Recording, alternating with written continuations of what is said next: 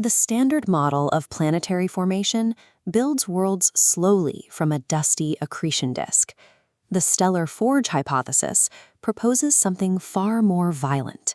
It argues that solar-type stars actively eject massive amounts of plasma during extreme magnetic events, and that this ejected material cools and condenses to populate their inner systems with rocky bodies. For its first 5 versions, this hypothesis relied on a highly specific trigger mechanism. It proposed that iron was accumulating asymmetrically inside the Sun, triggering a convective eruption through something called the iron opacity instability.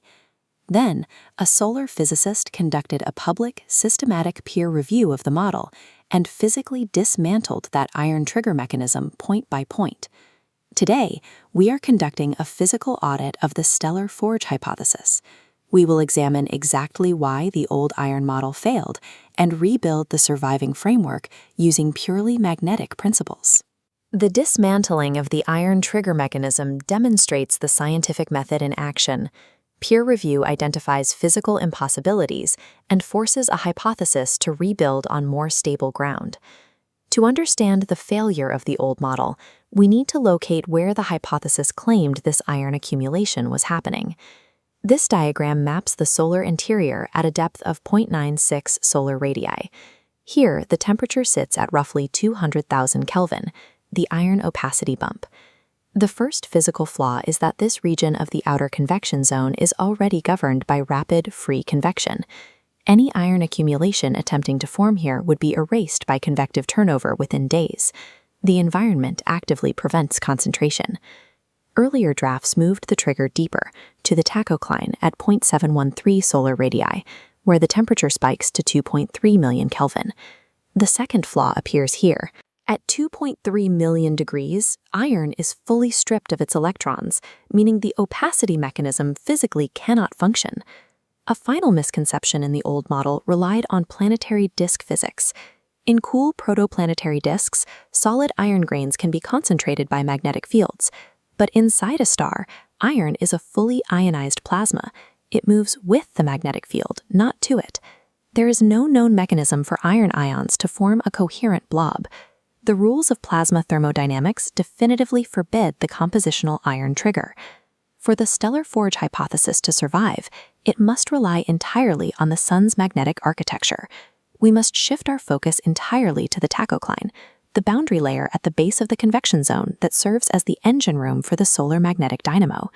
At this depth, differential rotation stretches poloidal magnetic field lines, winding them aggressively into massive toroidal structures known as flux ropes. This presents a new, purely magnetic question for the hypothesis. During periods of extreme global magnetic activity, known as grand maxima, can multiple massive flux ropes merge and compound to store immense amounts of energy before erupting? This animated cross-section shows flux ropes held in place by an overlying magnetic arcade layer. According to the principle of torus instability, if that overlying arcade weakens beyond a specific threshold, a massive eruption is physically guaranteed, regardless of the plasma's composition. If 3 large flux ropes at 100,000 Gauss merge, their combined magnetic and thermal energy reaches 1.30 times 10 to the 35th joules. The required kinetic threshold for a directed mass ejection is 6.29 times 10 to the 34th joules. The stored magnetic energy is roughly double what is needed for an ejection. The core quantitative uncertainty in this updated model is how efficiently that stored energy transfers to the plasma. Driving this massive ejection requires a 48.5% coupling efficiency between the magnetic field and the kinetic movement of the mass. A superflare scale ejection driven purely by tachocline flux rope compounding is mathematically viable. It requires no exotic iron accumulation, just an efficient transfer of magnetic energy. Once the stellar forge successfully ejects a massive volume of plasma, we have to determine where that material actually goes. The semi-major axis of the resulting orbit is dictated purely by the total velocity of the ejection relative to the star's escape velocity. This chart maps the orbital deposition zones based on ejection velocities. Plasma traveling between 0.99 and 0.9995 times escape velocity naturally settles into bound, highly eccentric orbits in the inner solar system, spanning from Earth's orbit out to the asteroid belt. However, the scientific audit identified a critical orbital constraint. If a mass is launched radially, straight up from the star's surface, gravity ensures it will eventually fall straight back down into the Sun.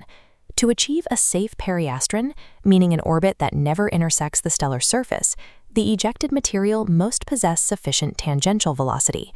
It needs angular momentum to miss the star on its way back around. For a mass ejected at 0.9995 times escape velocity, calculations show the launch angle must be greater than 12.9 degrees off radial to establish a stable elliptical orbit. Magnetic flux ropes naturally possess helical twist and rotate along with the Sun itself. This inherent rotation makes achieving that required off-radial launch angle physically probable. Stellar ejections do not fly blindly into space. They must thread a precise, mathematically verifiable angular momentum needle to become permanent residents of the inner solar system. With the orbit established, we have to analyze the payload itself.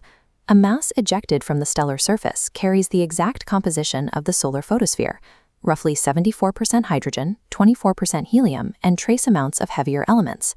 A body with the mass of Mercury cannot gravitationally retain light gases at the temperatures found in the inner solar system. The thermal velocity of hydrogen and helium atoms in the plasma exceeds the escape velocity of the mass, causing the dominant volatiles to dissipate into space. Once the volatile gases escape, we are left entirely with the 2% non-volatile fraction of the solar plasma. That remainder is composed roughly of 46% oxygen and 15% iron. Over a span of roughly 1 million years, this non-volatile mass cools below the iron solidus. Gravitational differentiation takes over.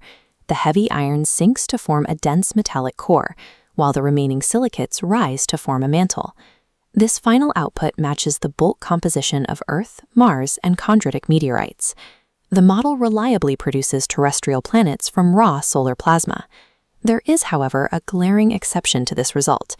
Mercury is anomalously dense, composed of roughly 70% iron by mass.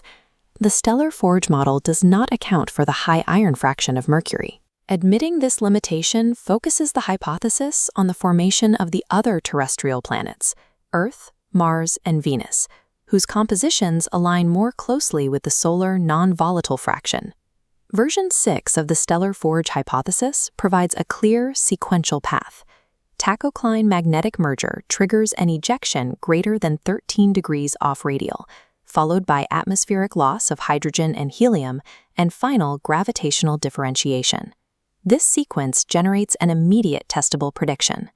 Differentiated meteorites produced by this forge must strictly exhibit oxygen, iron, silicon, and magnesium ratios consistent with the solar non-volatile fraction. We can also look outward. Future photometric surveys of solar analogs experiencing grand maxima can actively hunt for these massive hemispheric superflare events in real time. In the words of the solar physicist who dismantled the previous version, "Your thoughts aren't you. This is how science is done."